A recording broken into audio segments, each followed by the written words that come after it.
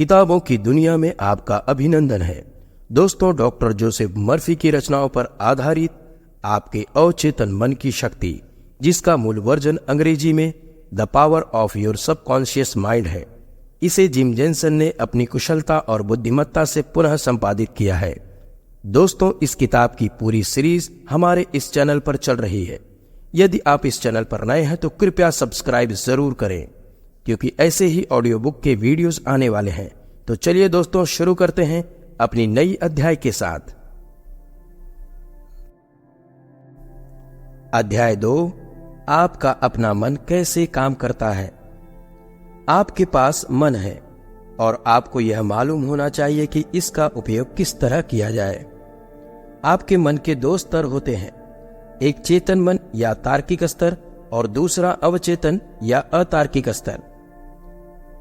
आप अपने चेतन मन की सहायता से सोचते हैं और जो कुछ आप सोचते हैं वह आपके अवचेतन मन में संचित होता जाता है। अवचेतन मन आपकी भावनाओं की अभिव्यक्ति का स्थान है और यह रचनात्मक मन है। अतः जो कुछ आप सोचते हैं यह उसी के मुताबिक काम करता है। यदि आप अच्छा सोचेंगे तो यह अच्छा ही करेगा, और यदि आप बुरा सोचेंगे तो बदले में बुरा ही होगा। इस तरह आपका मन काम करता है। यहाँ एक मुख्य बात ध्यान रखने योग्य है, वह यह कि एक बार अवचेतन मन किसी बात को स्वीकार कर लेता है तो वह तुरंत उसके अनुसार काम करना शुरू कर देता है। यह एक रोचक और सूक्ष्म तथ्य है कि अवचेतन मन का सिद्धांत अच्छे और बुरे दोनों तरह के विचारों के लिए एक सा काम करता है। जब यह नियम नकारात्मक दिशा में काम करता है तो जीवन में असफलता, निराशा और दुख हाथ आता है। जो भी हो, जब आप रचनात्मक और सुसंगत तरीके से सोचने के आदी हो जाते हैं तो आप जीवन में स्वास्थ्य, सफलता और समृद्धि का अनुभव करते हैं। जब आप सही दिशा में सोचना शुरू करते हैं तो मानसिक शांति और स्वास्थ्य लाभ मिलना तय है। आप जो भी सोचते हैं, जिसे पाने की इच्छा करते हैं, आपका अवचेतन मन उसे स्वीकार करता है और उसे वास्तविकता में लाकर आपका अनुभव बनाता है। आपको केवल इतना करना है कि आपके अवचेतन मन को उस विचार को स्वीकार करने के लिए बाध्य करें। फिर अवचेतन का सिद्धांत स्वयं ही उसे आगे ले जाएगा और आपको स्वास्थ्य, शांति, पद आदि का लाभ देगा। आप आदेश या आज्ञा देते हैं और आपका अवचेतन मन विश्वसनीय रूप से उस विचार को सच करने में जुट जाता है। आपके मन का सिद्धांत कहता है कि आपके चेतन मन में जिस प्रकार के विचार होंगे, आपका अवचेतन मन उसी के अनुरूप व्यवहार करेगा, प्रतिक्रिया देगा। मनोवैज्ञानिक और मनोचिकित्सक स्पष्ट करते हैं कि जब विचार अवचेतन मन की ओर भेजे जाते हैं तो मस्तिष्क की कोशिकाओं में उनकी छाप बन जाती है। जैसे ही आपका अवचेतन मन किसी विचार को ग्रहण कर लेता है, यह उस पर तुरंत काम करना शुरू कर देता है। यह विचारों के समूहन द्वारा काम करता है और आपके द्वारा जीवन भर इकट्ठे किए गए ज्ञान को इस विचार को साकार करने के लिए प्रयोग में लाता है। यह आपके अंदर की शक्ति, ऊर्जा और बुद्धि का प्रयोग करता है। यह अपने रास्ते बनाने के लिए प्रकृति के सारे नियमों को पंक्तिबद्ध कर देता है। कभी कभी यह आपकी कठिनाइयों का समाधान तुरंत कर देता है, मगर कई बार इसमें दिन, सप्ताह या इससे भी ज्यादा समय लग जाता है। चेतन और अवचेतन मन का विभाजन। आपको याद होगा कि हमारे शरीर में वास्तव में 2 मन नहीं होते, वरन एक ही मन को उनके कार्यों के आधार पर अलग अलग गोलार्धों में बांटा जाता है। आपका चेतन मन तार्किक मन होता है। यह मन का वह चरण है जो जीवन में चुनाव करता है। जैसे आप किसी पुस्तक को पढ़ने के लिए चुनते हैं, अपना घर, जीवन साथी चुनते हैं। आप अपने चेतन मन की सहायता से सारे निर्णय लेते हैं, और दूसरी तरफ कुछ क्रियाएं जैसे आपके दिल का धड़कना, पाचन, रक्त प्रवाह आदि पर आपके चेतन मन का नियंत्रण नहीं होता। इन क्रियाओं को आप चुनते नहीं हैं, मगर ये फिर भी होती रहती है। ये क्रियाएं आपके अवचेतन मन के द्वारा होती हैं और आपके चेतन मन के नियंत्रण से दूर होती है। आपका अवचेतन मन उन सब छापों को, उन विचारों को ग्रहण करता है जिन पर आप विश्वास रखते हैं। यह न तो आपके चेतन मन की तरह विचारों को जांचता परखता है, न ही आपसे तर्क करता है। आपका अवचेतन मन उस मिट्टी की तरह है जो अच्छे या बुरे हर तरह के बीजों को स्वीकार करती है। नकारात्मक विनाशकारी विचार आपके मन में नकारात्मक रूप से काम करते हैं और समय आने पर वे हमारे जीवन में घटित होने लगते हैं। एक चीनी कहावत है, कल के सारे फूलों या खरपतवार की गुणवत्ता आज बोए गए बीजों में निहित है। आप किसे खाद पानी देना चाहेंगे? याद रखें, आपका अवचेतन मन इसकी जांच नहीं करता कि आपके विचार सही है या गलत, सच्चे हैं या झूठे। वह केवल आपके विचारों और सुझावों के अनुसार काम करता है। उदाहरण के लिए, यदि आप विश्वास करते हैं कि कोई बात सच है, भले ही वास्तव में वह बात झूठी हो, आपका अवचेतन मन उसे सच ही मानेगा और उसके अनुसार काम करके परिणाम देने का प्रयत्न करेगा। वह आपके द्वारा चेतन रूप में बनाई गई धारणा का पालन करेगा। सुझावों की जबरदस्त शक्ति। आप अब तक यह जान गए होंगे कि आपका चेतन मन आपके दरवाजे पर खड़े चौकीदार की तरह है, जो किसी भी गलत छाप को आपके अवचेतन मन तक पहुंचने से रोकता है। आप अब मन का एक आधारभूत सिद्धांत भी जान चुके हैं। वह यह कि आपका अवचेतन मन हर तरह के सुझावों के लिए आज्ञाकारी की भूमिका निभाता है। अवचेतन मन किसी तरह की तुलना, कोई विरोधाभास, तर्क या सुझाव नहीं देता। यह काम तो चेतन मन का होता है। अवचेतन मन एक या अनेक कार्यों के बीच चुनाव भी नहीं कर पाता। यह केवल इस पर छोड़ी गई विचारों की छाप के अनुसार काम करता है। शब्दकोश में सुझाव शब्द का अर्थ है किसी व्यक्ति के मन में या मानसिक प्रक्रिया में किसी विचार को इस तरह डालना कि वह उसे समझे, स्वीकारे और प्रभाव में लाए। ली पुलोस, जिन्होंने इस पुस्तक की प्रस्तावना लिखी है, वे कनाडा के वैनकूवर BC में मनोवैज्ञानिक चिकित्सक और सम्मोहन चिकित्सक हैं। मैं उनके साथ एक कार्यशाला में उपस्थित था। ली ने एक प्रतिभागी को पास बुलाया और उसे सम्मोहन की अवस्था में लाते हुए उसके हाथ में एक पिन चुभोनी शुरू की और उससे कहते रहे, आपका हाथ एकदम सुन्न होता जा रहा है। वह यह बात प्रतिभागी से लगातार तब तक कहते रहे जब तक उसने यह कहना शुरू नहीं किया कि उसका हाथ वाकई में सुन्न हो गया है और उसे कुछ भी अनुभव नहीं हो रहा है। उसके कथन की वास्तविकता को परखने के लिए ली ने उसे तेज पिन चुभोई, मगर उसे कुछ भी अनुभव नहीं हुआ।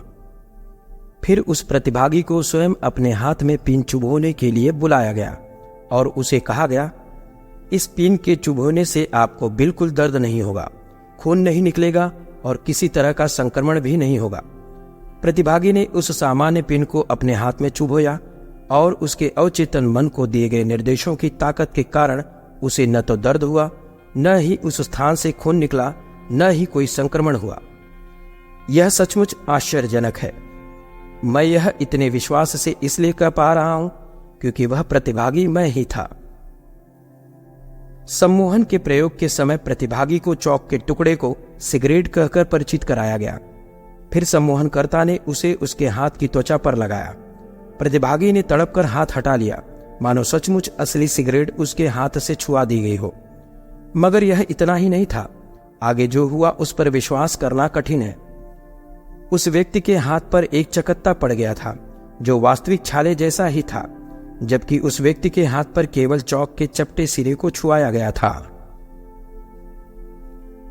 आप में से कई लोगों ने आग पर चलते लोगों को देखा होगा।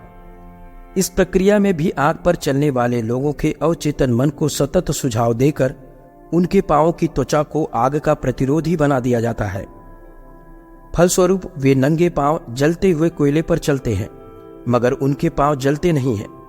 मैंने खुद के फिजी वासियों को यह अनुष्ठान करते कई बार देखा है, जिसमें वे तपती हुई सफेद चट्टान पर कई सेकंड तक खड़े रहते हैं, मगर न तो उन्हें जलन का एहसास होता है, न ही किसी तरह के जलने के निशान उनके पैरों में दिखते हैं। इसी संदर्भ में अपवाद के रूप में यह भी देखने में आया है कि इस प्रक्रिया में किसी प्रतिभागी को वास्तव में जलन का अनुभव हुआ और पैरों में छाले भी आए। ऐसे हर अनुभव में प्रतिभागी ने यह स्वीकार किया कि उनके मन में यह शंका थी कि आग पर चलने के बाद वे सुरक्षित रहेंगे या नहीं। उन्मुक्तता से यह कल्पना करना कि कोई शक्ति है जो हमें अपने लक्ष्य की प्राप्ति तक ले जाएगी या हमें वह सब कुछ देगी जिसकी प्राप्ति की हम आशा रखते हैं। यह कल्पना हमें चेतन मन की उस आवाज से दूर रखती है जो हमें चेतावनी देती रहती है, हमें शंकित करती रहती है और डराती रहती है। कल्पना करें कि कोई शक्ति बराबर हमारे साथ है जो हमारे अच्छे स्वास्थ्य और हमारी भलाई के लिए सतत काम करती है। इस काम की दिशा में आगे बढ़ने के लिए इसी विचार का प्रधान होना जरूरी है। अचेतन मन चेतन मन की तरह तर्क नहीं करता। आपका अचेतन मन किसी तरह का विरोधाभासी तर्क नहीं करता, इसलिए यदि आप इसे गलत सुझाव देंगे तब भी यह उन्हें सही मानकर आगे काम शुरू कर देगा और उसी के अनुसार आपकी परिस्थिति, अनुभव और घटनाओं को निर्मित करेगा। आपके साथ जो भी घटा है वह केवल आपके विश्वासों और धारणाओं के माध्यम से अचेतन मन पर पड़ी छाप की प्रतिक्रिया है। इससे बाहर आने की सटीक विधि है चेतन मन में सतत रचनात्मक सुसंगत विचारों को स्थान देना, जिन्हें आपका अचेतन मन ग्रहण करता है। अर्थात आपके अचेतन मन के लिए अच्छे विचार करने की आदत को जीवन में स्थान देना ही एकमात्र उपाय है। सुझावों की निर्माणात्मक और विघटनात्मक शक्ति। हेट्रोसजेशन या दूसरों के द्वारा दिए गए सुझाव हर कालखंड में, हर देश में, मनुष्य के जीवन के हर हिस्से में सुझाव एक महत्वपूर्ण भूमिका निभाते हैं। कई देशों में तो यह धर्म का एक नियंत्रणात्मक भाग होते हैं। सुझाव स्वयं को अनुशासित और नियंत्रित करने के लिए तो उपयोग में लाए जाते ही हैं, मगर इनका उपयोग उन लोगों को जो मन के सिद्धांतों के बारे में नहीं जानते, निर्देशित व शासित करने के लिए भी किया जाता है। अपनी रचनात्मक अवस्था में सुझाव चमत्कारी और शानदार परिणाम देते हैं, वही अपने नकारात्मक रूप में ये भारी विघटनकारी साबित होते हैं और मन के विचार करने की दिशा को बदल देते हैं, जिससे दुख, असफलता, तकलीफ, बीमारी और दुर्घटना जैसे परिणाम सामने आते हैं। एक वयस्क होने के नाते जब तक हम अपने अचेतन मन पर पड़ी छापों को सुधारने के लिए सकारात्मक सुझाव का सहारा नहीं लेते, तब तक पुरानी छापों के परिणामों को खत्म करना संभव नहीं हो सकता। अतीत में अपने अचेतन मन पर बने चित्र आपके व्यक्तिगत और सामाजिक जीवन में असफलता का कारण बन सकते हैं। स्व सुझाव आपको नकारात्मकता के घेरे से निकालकर सकारात्मकता की ओर ले जाते हैं, अन्यथा ये आपके जीवन के स्वरूप को बाधित करके अच्छी आदतों और विचारों के पनपने में बाधा उत्पन्न करते हैं। स्व सुझाव के लिए दूसरा शब्द समर्थन या अभिपुष्टि है। अभिपुष्टि को इस तरह से समझाया जा सकता है: तथ्यों या धारणाओं पर आधारित ऐसा कथन जो आपको आपके इच्छित परिणाम तक ले जाता है। तथ्यों या धारणाओं पर आधारित यह कथन पूर्णतः सही हो सकता है या पूरी तरह गलत भी, जिसे सही माना जा रहा हो। डॉक्टर मर्फी इसके बारे में उल्लेख करते हैं कि आपका अचेतन मन आपसे बहस या तर्क नहीं कर सकता, इसलिए यदि आप इसके सामने कोई गलत तथ्य भी रखते हैं तो वह उसे सही मानकर उसके अनुसार परिस्थितियां, अनुभव और घटनाएं निर्मित करने में जुट जाता है। आज तक आपके साथ जो कुछ भी घटता आया है वह आपके विचारों द्वारा आपके अचेतन मन पर छोड़े गए प्रभाव का ही परिणाम है। कोई भी वाक्य जिसमें मैं हूं यह शब्द आता है वह एक अभिपुष्टि है। यदि आप कहते हैं कि मैं घटिया आदमी हूं तो यह आपके अचेतन मन के लिए एक निर्देश है जिसे वह वास्तविकता में बदलेगा। उसी तरह मैं बहुत अच्छा हूं, यह वाक्य भी अचेतन को इसे वास्तविकता में बदलने के लिए निर्देश देगा। जैसा कि ब्रूस एच लिप्टन अपनी पुस्तक स्पॉन्टेनियस इवोल्यूशन में लिखते हैं, हमें दुनिया से मिलने वाले अनुभवों को हमारा मन सक्रिय रूप से पुनर्निर्मित करने का प्रयास करता है। उसी तरह यदि हम अपने विचारों को बदल डालें तो अपने आसपास की दुनिया को भी बदल सकते हैं। अपेक्षाओं का नियम। हर व्यक्ति की अपेक्षाएं बढ़ती ही जाती है। पहले पढ़ी बात को याद करें कि अभिपुष्टि तथ्यों या धारणाओं पर आधारित ऐसा कथन है जो आपको आपके अपेक्षित परिणाम तक ले जाते हैं। यहाँ यह नहीं कहा गया है कि उस परिणाम तक जो आप चाहते हैं हमें वह नहीं मिलता जिसे हम चाहते हैं, वरन हमें वह मिलता है जिसकी हम अपेक्षा करते हैं। अपने अपने क्षेत्र में बहुत अच्छा प्रदर्शन करने वाले लोग अपने मन में उच्च अपेक्षाएं विकसित करते हैं और उन्हें चित्र के रूप में अपने मन में स्थायी रूप से बिठा लेते हैं, जिससे यह अपेक्षित चित्र सत्य में बदल जाता है। आप वही देखते और सुनते हैं जिसकी आप अपेक्षा करते हैं। यह दुनिया आपकी अपेक्षाओं का ही चित्र है। यह दुनिया जिसे मानव प्रतिस्पर्धा की दुनिया कहा जाता है, वह भी लोगों की अपेक्षाओं का ही नतीजा है। यदि आप अपने प्रदर्शन को बेहतर बनाना चाहते हैं या जीवन के किसी क्षेत्र में अपने व्यवहार को बदलना चाहते हैं, तो इसके लिए आपको धीरे धीरे अपने मन में उस इच्छित परिस्थिति का चित्र बनाना चाहिए और उस चित्र को अपनी अपेक्षा के अंतिम परिणाम के रूप में स्थिरता से बनाए रखना चाहिए। कभी भी निचले स्तर की या कम अपेक्षाओं को अपने चित्र का हिस्सा न बनने दें, क्योंकि वे आपको नीचे ले जाएंगी और नए लक्ष्यों के लिए किए जाने वाले प्रयत्नों को कमजोर करेंगी। आप नकारात्मक कथनों को प्रभावहीन बना सकते हैं। किसी भी दिन का अखबार उठाएं तो आप उसमें ऐसी दर्जनों खबरें पढ़ सकते हैं जो आपके मन में डर, चिंता, निरर्थकता आदि भावनाओं का संचार करती हैं। यदि आप इन्हें स्वीकार कर लेते हैं तो भय का यह विचार आपके जीवन की इच्छा को खत्म कर सकता है। यदि आप जानते हैं कि आपके अवचेतन मन को कुछ सकारात्मक सुझाव देकर इन नकारात्मक कथनों को सकारात्मक बनाया जा सकता है, तो इसका अर्थ यह है कि आप जानते हैं कि इन नकारात्मक कथनों को किस तरह प्रभावहीन किया जा सकता है। आपके आसपास के लोगों द्वारा आपको दिए जा रहे नकारात्मक सुझावों की जांच करें। आपको किसी भी बाहरी नकारात्मक सुझाव से प्रभावित नहीं होना है। दूसरों द्वारा दिए गए सुझावों में तब तक कोई भी शक्ति नहीं होती जब तक कि आप उन्हें समर्थन देकर और अपने विचारों का हिस्सा बनाकर पुष्ट न करें। इसके लिए आपको अपने मन को सहमति देनी होगी, उन्हें अपने विचारों का हिस्सा बनाना होगा, तभी वह आपका विचार बन जाएगा और आप उसी दिशा में सोचने लगेंगे। याद रखें, आप में सही विचार चुनने की क्षमता है। जिंदगी को चुने, प्यार को चुने, स्वास्थ्य को चुने। अवचेतन मन तर्क या वाद विवाद नहीं करता। आपका अवचेतन मन बहुत बुद्धिमान है और आपके सारे प्रश्नों के उत्तर उसके पास होते हैं। वह न तो आपसे बहस करता है, न ही पलटकर जवाब देता है। वह नहीं कहता है कि तुम्हें मुझे गलत विचार से प्रभावित नहीं करना चाहिए। उदाहरण के लिए, जब आप कहते हो मैं यह नहीं कर सकता, मैं अब बूढ़ा हो गया हूं, मैं इस कर्तव्य की पूर्ति नहीं कर सकता, मैं सही राजनीतिज्ञ को नहीं जानता, तो इन विचारों द्वारा आप अपने अवचेतन मन को प्रभावित कर रहे होते हैं और वह इसी के अनुरूप व्यवहार करता है, प्रतिक्रिया देता है। वास्तव में आप स्वयं अपनी भलाई के रास्ते में व्यवधान उत्पन्न कर रहे हो और कमी, निराशा और क्षमताहीनता को आमंत्रित कर रहे हो। जब आप किसी समस्या का उत्तर चाहते हैं तो आपका अवचेतन मन उसका उत्तर अवश्य देगा, मगर यह पहले आपके चेतन मन द्वारा ही किसी निर्णय पर पहुंचने की अपेक्षा रखता है। आपको यह स्वीकार करना चाहिए कि उत्तर आपके अवचेतन मन में ही होते हैं। फिर भी यदि आप कहते हैं मुझे नहीं लगता कोई रास्ता हो सकता है, या मैं बहुत भ्रमित हूं, या मुझे कोई उत्तर क्यों नहीं मिल रहा है, तो यह कहकर आप अपनी इच्छा को प्रभावहीन बना रहे हैं। अपने मन के चक्र को स्थिर करें, आराम की अवस्था में आए, बातों पर ज्यादा ध्यान न दें और शांति से सकारात्मक भाव से कहें, मेरा अवचेतन मन इसका उत्तर जानता है। अब वह मुझसे बात कर रहा है, मैं उसे धन्यवाद देता हूं क्योंकि मैं अवचेतन मन की बुद्धिमानी और शक्ति को जानता हूं। यह सब कुछ जानता है और मुझे मेरे प्रश्नों के सटीक उत्तर देने वाला है।